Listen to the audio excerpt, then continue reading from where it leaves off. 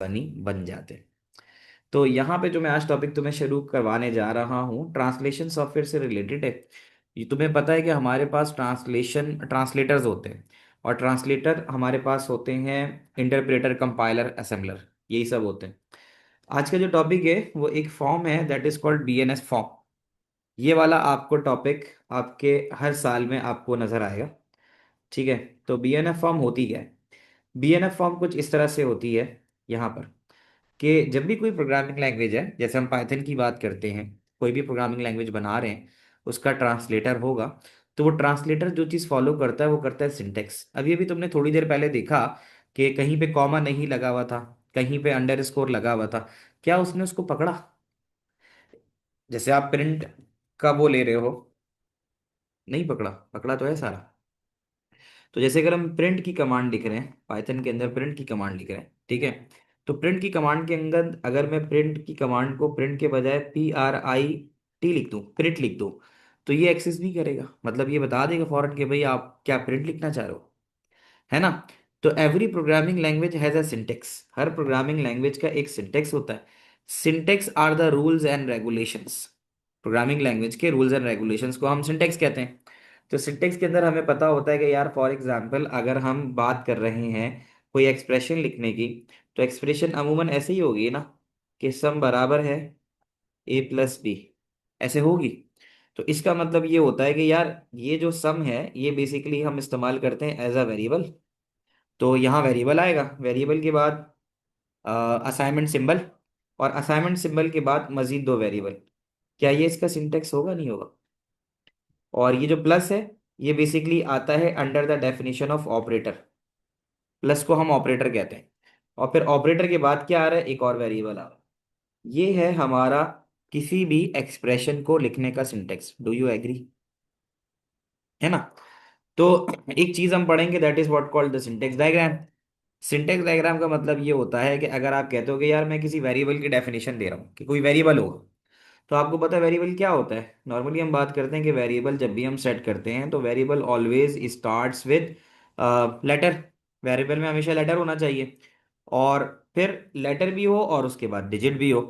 तो that we can do कि यार मैं कहता हूँ कि मेरे पास वेरिएबल है that is called N1। N1, तो क्या N1 इसकी डेफिनेशन को फॉलो कर रहा है? कि वो ये कहता है कि एक वेरिएबल वो होगा जिसमें लेटर होना चाहिए फॉलोड बाय अ डिजिट। तो जो मैं वेरिएबल लिख रहा हूँ that is N which refers to the letter and digit which refers to the one. Is it a valid definition for my variable? क्या ये मेरी वेरिएबल की डेफिनेशन पे पूरा उतरता है? बिल्कुल उतरता है। तो अब जैसे बात कर रहे हैं लेटर की, तो letter has its own definition. अब लेटर की डेफिनेशन ये हो सकती है कि लेटर जो है वो होगा ABC। अब मैंने खैर बाद में देखा ये, तो मैंने अगर N1 लिखा है तो माई N1 विल बी इनकरेक्ट। उसकी वजह ये है कि लेटर की डेफिनेशन में मेरे पास N कहीं नहीं है, but I have ABC as the definition of the letter. तो मैं हाँ ये जरूर कर सकता हूँ कि मैं A लिख दूँ। सही है, माई लेटर की definition has an A, and besides मैंने डिजिट में जो वन लिखा था A1, that is fine because मेरे डिजिट के अंदर वन की डेफिनेशन गिवन है। क्या ये बात समझ में आती है? ठीक है ना। तो सिंटेक्स डायग्राम और बीएनएफ फॉर्म, अभी हम पहले बीएनएफ फॉर्म भी देखेंगे और सिंटेक्स डायग्राम दोनों देखेंगे। ये जो आपको नजर आ रही है इसको हम कहते हैं सिंटेक्स डायग्राम। और बीएनएफ फॉर्म जो होती है वो होती है कुछ इस तरह।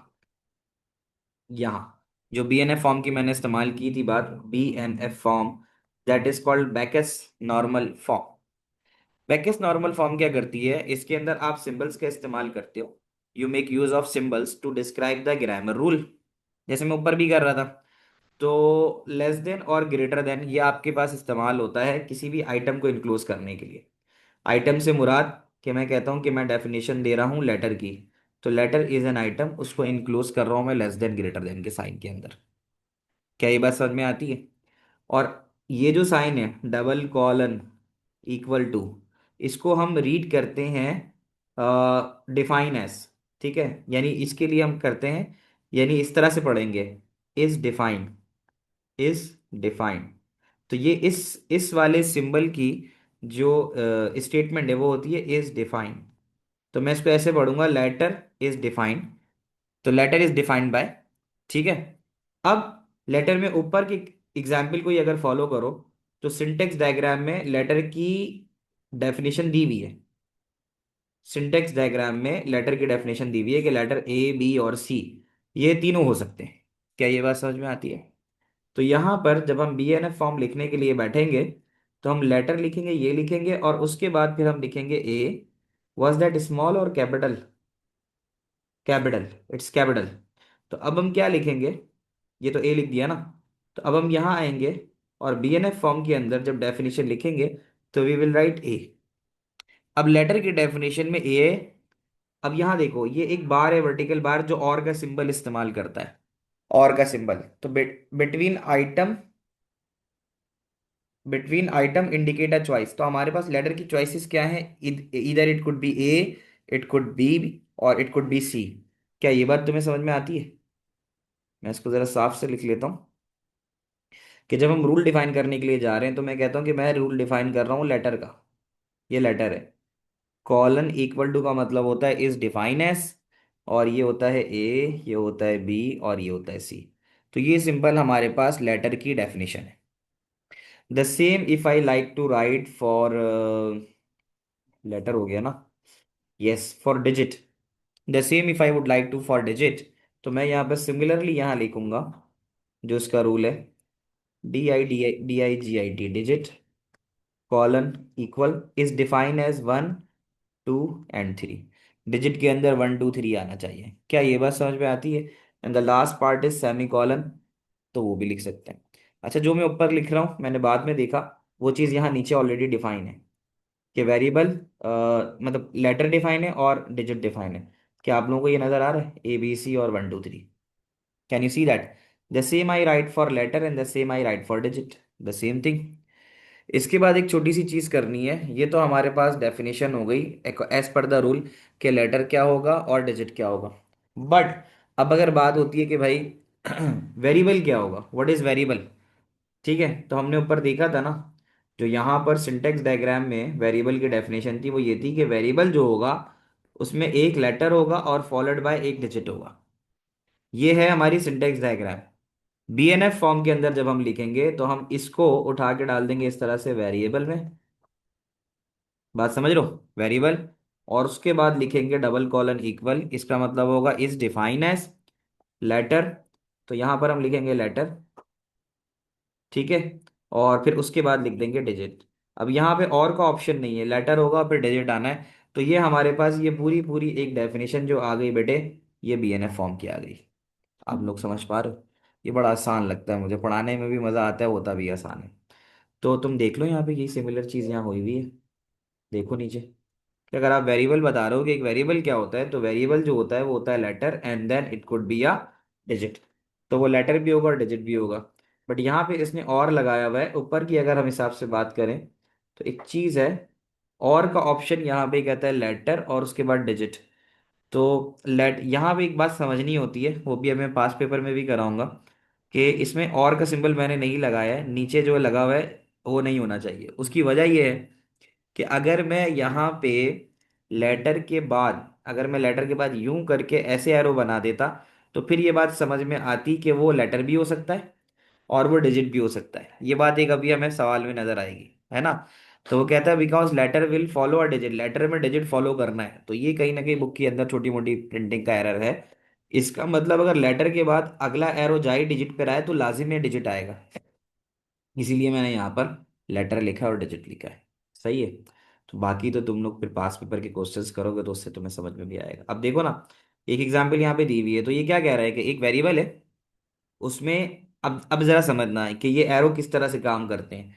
ये एरो हमारे पास रिपीटेशंस बताते हैं कि भाई ऐसा भी तो हो सकता है ना कि हमारा जो वेरिएबल का नाम है वो हो num1। Is it possible? num1। तो फिर जरूरी है कि मेरा num भी हो, u भी हो और m भी हो। ऐसा ही है। खैर अभी की फिलहाल डेफिनेशन के हिसाब से हम सिर्फ बड़े ABC ही ले सकते हैं, अभी की डेफिनेशन के हिसाब से। ऐसा ही है। तो अब ये कहता है कि वेरिएबल होगा, वेरिएबल में लेटर आना चाहिए। अब क्या हो सकता है? ऐसा भी हो सकता है कि मैं ऐसे जाऊं, लेटर के बाद एक और लेटर लिखूं और बार खत्म। यानी I can write AA, I can write AB, I can write AC। This is possible. I can write B I can write C B यहाँ तक बात समझ रहे हो? तो एक तरीका ये भी है कि लेटर लिखो, फिर लेटर लिखो और बाहर निकल दो, एक तरीका ये है। एक तरीका ये है कि लेटर लिखो, डिजिट लिखो और बाहर निकल दो, एक तरीका ये। और एक तरीका जो मजीद मुझे नजर आ रहा है वो है लेटर लिखो, डिजिट लिखो, डिजिट लिखो, फिर दोबारा डिजिट लिख दो, है ना?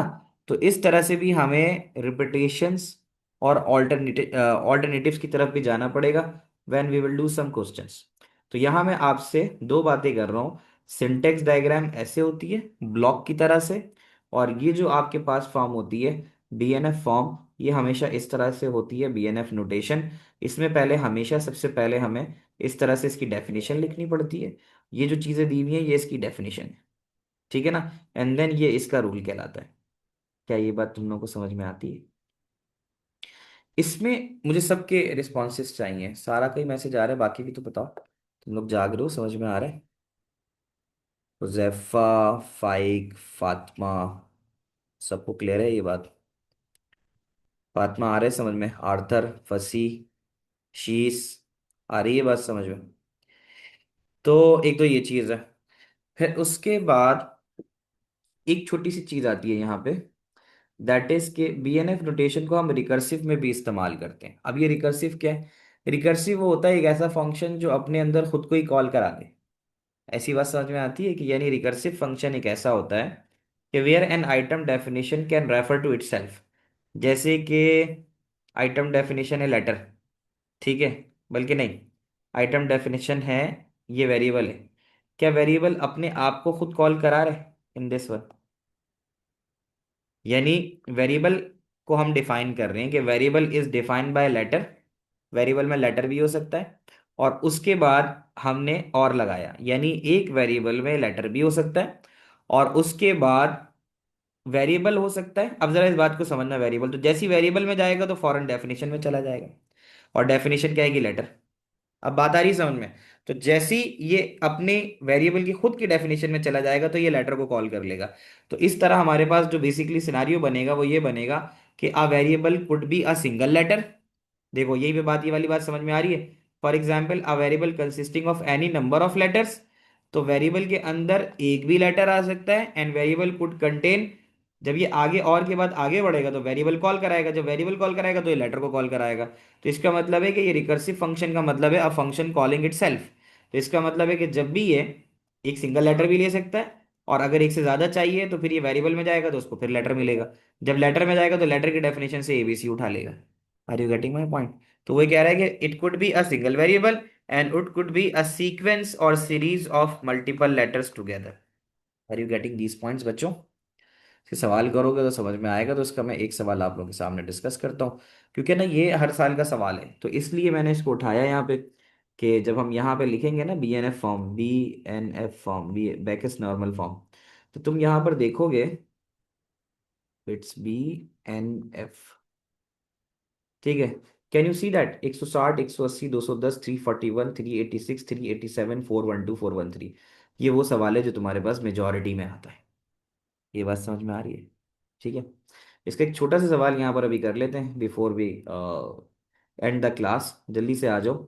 मई जून 2023, मई जून 2023, इसमें हमें डेफिनेशन दी गई है ऑपरेटर की, कि कोई भी ऑपरेटर वो होगा जो प्लस माइनस मल्टीप्लाई डिवाइड होगा, और सिंबल में डॉलर, परसेंटेज, M%, एंड और हैश आएगा। डिजिट 0 से लेकर 9 तक कुछ भी हो सकता है। लेटर ए से लेकर ADPRY होना चाहिए, ठीक है? ये सिंटेक्स डायग्राम दी हुई है। सिंटेक्स डायग्राम कहती है कि कोई भी जो पासवर्ड होगा वो लेटर, डिजिट और सिंबल ये हो सकता है, और चाहो तो लेटर के बाद लेटर भी हो सकता है, चाहो तो लेटर के बाद एक डिजिट और एक और डिजिट हो सकता है। This is what called looping, सही है? और ऐसा भी हो सकता है कि एक लेटर हो, एक डिजिट हो और सिंबल एक से ज़्यादा हो। तो ये सब चीज़ें हो सकती हैं। आप ऊपर की डेफिनेशन के हिसाब से मुझे देख के बताओ, DPAD $99, क्या ये सही है? DPAD 99 डॉलर, डेफिनेशन तुम्हारे सामने कर दी मैंने। DPAD 99 dollar, DPAD 99 dollar, definition तुम्हारे पास सबसे नीचे छोटी सी नज़र आ रही है। चेक करो, चेक करके बताओ कि भाई सर ये सही है या गलत है। तो इसकी वैलिडेशंस बतानी है और इसके रीजंस बताने हैं। तो पहला वाला बता दो मुझे, I think so that's correct, क्योंकि इसमें हम बहुत सारे लेटर्स को रिपीट करा सकते हैं, ऐसा है ना। इसमें हम लोग करा सकते हैं लेटर को रिपीट। तो एक तो ये वाला जो होगा, ए वाला, ये मेरे हिसाब से करेक्ट है। क्या ये आपके हिसाब से भी करेक्ट है, वैलिड है? ठीक है, तो इसमें ये चीज़ बतानी होती है कि यार रीज़न क्या है। रीज़न भी लिखना होगा ना, रीज़न वो लिखना होगा जो एज पर द मार्किंग की के हिसाब से होगा। तो रीज़न में अगर हम लिखें, तुम लोग को समझ में आ रही है ना मेरी बातें, मुश्किल तो नहीं है। तो यहाँ पर जो पहली चीज़ है हमें बताना है कि ये वैलिड है या इनवैलिड है। तो मैं यहाँ आता हूँ, रीज़न पहले बता रहा है state whether each of the following password is valid और नॉट। तो मैं सबसे पहले तो यहाँ लिख दूंगा कि भाई ये वैलिड तो है। और वैलिड इसलिए है कि इसके अंदर क्या आ रहा है, इसके अंदर आ रहे हैं 4 लेटर जो पॉसिबल है। 4 लेटर उसकी डेफिनेशन में है। तो हम यहाँ लिख सकते हैं, 7 को नहीं समझ में आया, 7। DPAD कह रहा है, क्या डेफिनेशन के हिसाब से पासवर्ड में एक या एक से ज़्यादा लेटर हो सकते हैं? 7, क्योंकि ये ऐसे जाके घूम भी सकता है। तो लेटर में उसने डाला डी, सही है, डी। फिर लेटर में उसने डाला पी, क्या पी डेफिनेशन में है? फिर लेटर में दोबारा डाला ए, ठीक है। फिर ये दोबारा घुमा डी, क्या ये बात सही है? 7, 4 लेटर सही आ रहे हैं। फॉलोड बाय डिजिट, डिजिट की डेफिनेशन में 7, 0 से लेकर 9 तक कुछ भी डाल सकते हो। क्या 9 डिजिट में 2 दफ़ा डाला जा सकता है? देखना, डिजिट में 9 डाला और फिर दोबारा घूम के 9 डाला, यस इट्स फाइन। उसके बाद आगे जाके सिंबल की बात करो, तो सिंबल में डॉलर क्या मौजूद है? मौजूद है, हाँ है। तो इस हिसाब से DPAD 99 dollar is a valid password. अब क्लियर है साथ? तो रीज़न आप लिखोगे कि फोर मल्टीपल लेटर्स, ये रीज़न है, ठीक है। और followed by 2 digits, followed by 2 digits and 1 symbol, and 1 symbol, SYMBOL symbol. बेटा सबको आ रही है बात समझ में? आसान है ये बड़ा। अब अगर अगला है ना, तो अगला कह रहा है DAD#95। DAD के बाद ना सिंबल आ नहीं सकता, देखना। लेटर में तो 3 दफ़ा आ जाएगा, DAD, डिजिट दे रहा है, हम सिंबल दे रहे हैं। तो यहाँ पर हम कहेंगे इनवैलिड, इनवैलिड। तुम लोगों को आया समझ में? तो उसका रीज़न हम ये दे सकते हैं कि सिंबल कम्स डेफिनेशन के अंदर सिंबल जो आ रहा है वो डिजिट से पहले आ रहा है, बिफोर डिजिट, ये इसका रीज़न।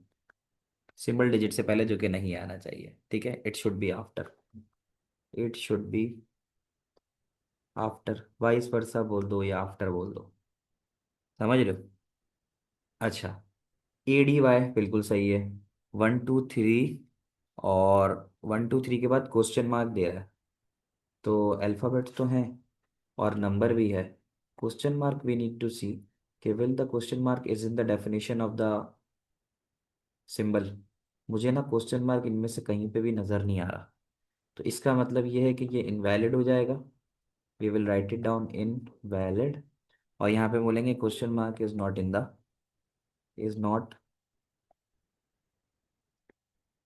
Not valid symbol. ये पूरा लिखना ज़रूरी है, एक वर्ड आंसर नहीं दोगे, ठीक है। तो ये लिखोगे पूरा। क्या ये बात तुम लोगों को समझ में आती है? बताना मुझे। आ गई, ठीक है।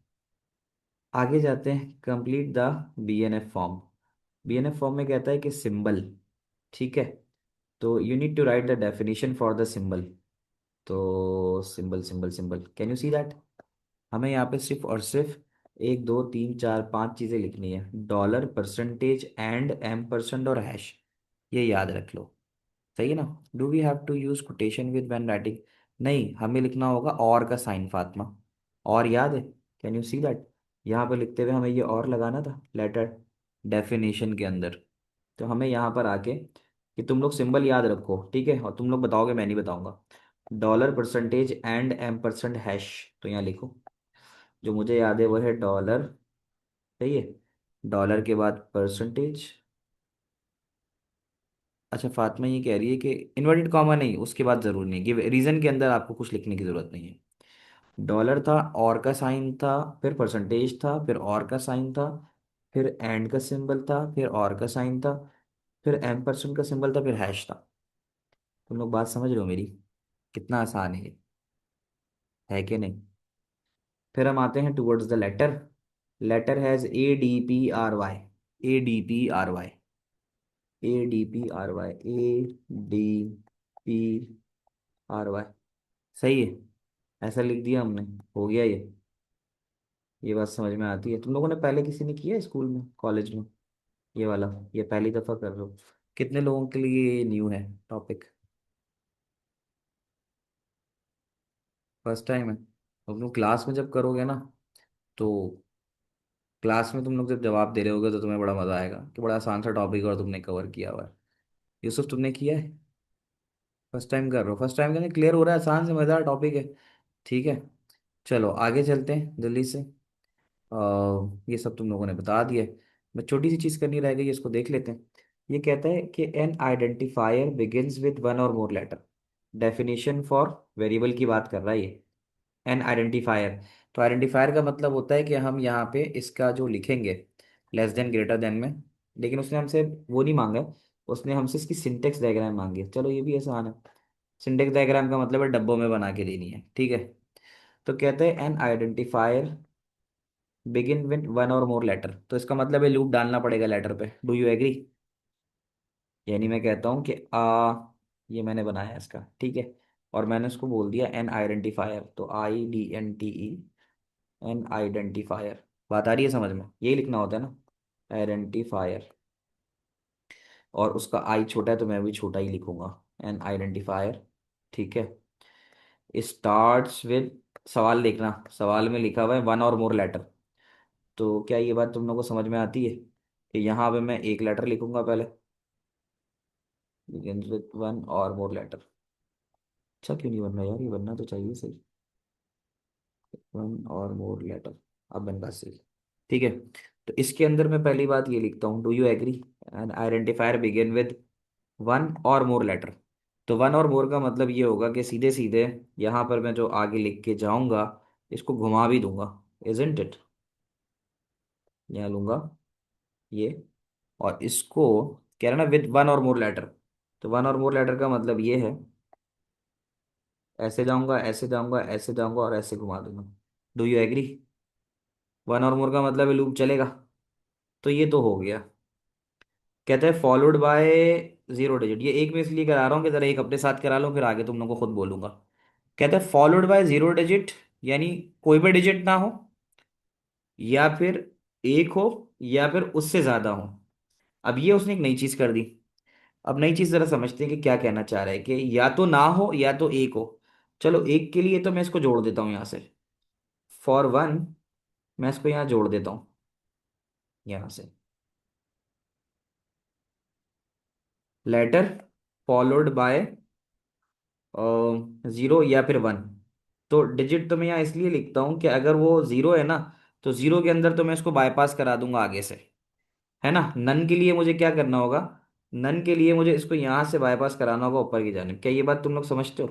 तो इससे नन हो जाएगा, यानी ये अगर जाके यहाँ चला जाएगा तो ये नन हो जाएगा, यानी ये यहाँ निकल के ऐसे हो जाएगा। Do you agree? है ना। तो उसके बाद कुछ भी नहीं आना चाहिए, वन डिजिट और मोर डिजिट्स। अभी जो मोर डिजिट्स वाली बात है ना, तो इसका मतलब ये कि इसके ऊपर एक लूप घूमेगा। अब मैंने अगर यहाँ का देखो, एक तो ये मैंने खत्म कर दिया इसको। एक जो मैं रूल बना रहा हूँ वो तो ये कि भाई एक डिजिट अगर होगा, तो एक डिजिट का मतलब ये कि लेटर, एरो, एक डिजिट और खत्म। क्या ये बात तुम लोग को समझ में आ रही है? हमें सारी बातें प्रूफ करनी है। एंड व्हेन इट सेज कि यार मल्टीपल डिजिट है, तो मल्टीपल डिजिट के लिए फिर तुम इसको फिर घुमा दो यहाँ से। मल्टीपल डिजिट के लिए ऐसे, ऐसे और ऐसे, फिर इसको घुमा दो। क्या ये बात समझ में आती है? तो मल्टीपल डिजिट में क्या होगा, ये घूम भी सकता है। तो यहाँ से मल्टीपल डिजिट वाली बात पूरी हो जाएगी। और मोर डिजिट्स इससे आ जाएंगे, नन के लिए ये यू चला जाएगा, और सिंगल डिजिट के लिए ये रहेगा। क्या तुम लोग को बात समझ में आई? ये हो गया। Yes, it's all done. With one, कहता है बिगिंस विद वन और मोर लेटर। तो एक लेटर के लिए तो देखो, ये लेटर पकड़ा इसने, और ये ऐसे करके चला गया, जो मैंने ये बनाया था, ये एक लेटर है। फिर कहता है फॉलोड बाय जीरो डिजिट। तो अगर लेटर यू निकला तो कोई डिजिट है ही नहीं। अगर एक डिजिट है तो लेटर के बाद यूं एक डिजिट लिया और बाहर आ गया। और अगर कहता है मल्टीपल डिजिट है तो डिजिट पे जाके घूमता रहेगा। क्या ये बात तुम लोगों को समझ में आती है? बताना मुझे। Is that clear? तो ये देखो, मैंने तुम्हें हंसती खेलती एक सवाल करा दिया है। और इसके पास पेपर के क्वेश्चंस तुमने करने हैं अपने पास, जरा जल्दी से रेफरेंस लिख दो। 160 तो तुम्हारे पास ये है। तो मैं ही चाहूंगा, अगर हमें थोड़ा तेज खींचना है ना, तो जल्दी जल्दी पेज अपने पास नोट करो। 180, 210, 341 करो नोट। ये तुम लोग करके रखना। ये करके रखने के बाद जो मसला आएगा वो तुम मुझसे पूछोगे, हम डिस्कस कर लेंगे, और ये टॉपिक खत्म हो जाएगा। इसके बाद जो है ना, फिर इसी का रिवर्स पॉलिश नोटेशन होगा, वो खत्म हो जाएगा। तो फायदा ये होगा हमारे पास कि ये छोटे छोटे टॉपिक्स और जो पक्के पक्के टॉपिक्स हैं, ये हम बासानी कर लेंगे। तो 210 लिख दिया मैंने। 210 के बाद 341 लिख दिया मैंने, 341। 341 के बाद 386 लिख दिया मैंने, 386। 386 के बाद 387 पे भी है, 387। उसके बाद है 412, 412, और है 413। तो ये मैंने आपको आपके उस पे जो है BNF फॉर्म के पास्ट पेपर्स प्रैक्टिस के क्वेश्चन दे दिए हैं। एक PDF अच्छी सी बना लेना, ठीक है? फाइल में शेयर कर देता हूँ। तो फिर ये क्या, हम इसको कर लेंगे क्या? यहाँ तक बात समझ में आती है? तो बाकी जो बच्चे कोड चला चुके हैं, they are allowed to leave. जिनका कोड नहीं चल रहा वो रुक जाओ, डिस्कस कर लेते हैं, ठीक है? उम्मीद है सारी चीज़ें क्लियर हुई होंगी। इंशाल्लाह अगली क्लास में मुलाकात होती है। अल्लाह हाफिज़, टेक केयर।